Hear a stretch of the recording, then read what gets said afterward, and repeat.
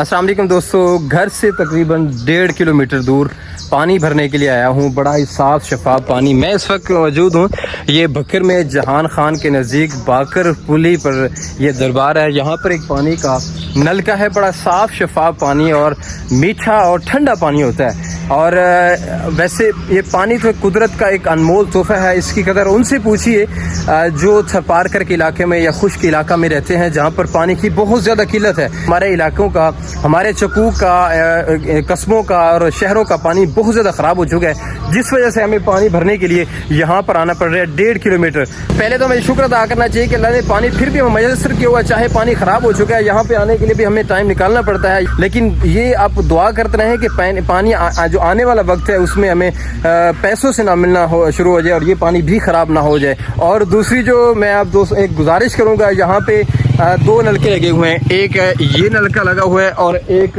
ये नलका लगा हुआ है। यहाँ पे पानी भरने के लिए काफ़ी सारे लोग आते हैं, यहाँ पे बहुत ज़्यादा रश पड़ जाता है और यहाँ पर नलके लगाने की ज़रूरत है। मैं उन लोगों को बड़ी बारीकी से जानता हूँ जो लोग जो है अगर एक नलका लगवा दें उनको ज़रा भर भी कमी ना आए उनके पैसे में, उनको ज़रा भर फ़र्क भी ना लगे और बिना सोचे समझे वो नलका लगवा दें।